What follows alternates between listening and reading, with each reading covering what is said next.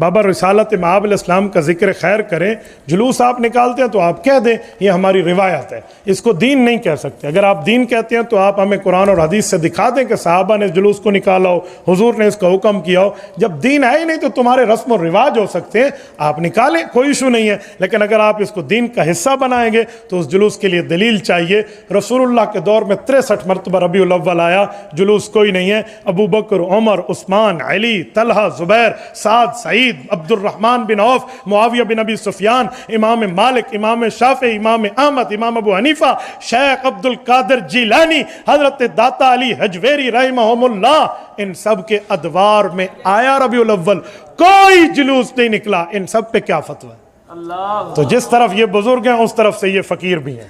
ہم بھی انہی کے ساتھ ہیں، لہٰذا تھوڑا گزارا کر کے فتویٰ دینا ٹھیک ہے نا۔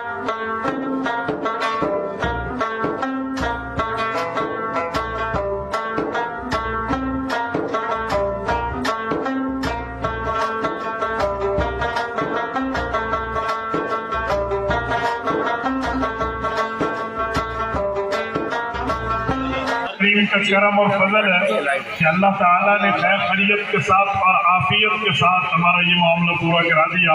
ماشاءاللہ میں ان حضرات کو شکر گزار ہوں، انہوں نے ہمیں آئندہ کے معاملات کی یقین دہانی کروائی ہے۔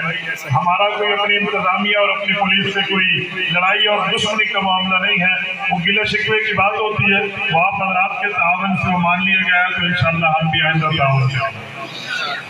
دوسری بات، آج ماشاءاللہ ایک ہم بڑی جگہ میں موجود ہیں، تو میں اس حوالے سے دو باتیں کرتا ہوں۔ نبی پاک صلی اللہ علیہ وسلم کی پیدائش بھی اسی مہینے میں ہے، نبی پاک علیہ السلام رخصت بھی اسی مہینے میں ہوئے ہیں، تو ہمیں یہ دونوں چیزیں اس مہینے میں دیکھ کر سبق دیا گیا ہے کہ نہ آنے کی اتنی خوشی منا کہ تمہیں موت بھول جائے، اور نہ موت کے اتنے غم میں آ کے تمہیں خوشی بھول جائے، لہٰذا برابر کے طریقے پہ چلیں اور ان معاملات کو دیکھیں۔ ہمیں حضور پاک صلی اللہ علیہ وسلم کیوں آئے ہیں اس پر دیکھنا چاہیے۔ حضور تو آ گئے، اس میں کسی کا اختلاف نہیں ہے، نبی آئے ہیں سچ بیان کرنے کے لیے، سچ بولنے کے لیے، ایمان پہ مضبوط رہنے کے لیے، کرپشن کی ناپاک جو ہے نا ناسور کو ختم کرنے کے لیے، بھائی چارے کے لیے، اور دنیا کو پیغام امن دینے کے لیے، تو ہمیں اس طرح کی کوشش کرنی چاہیے۔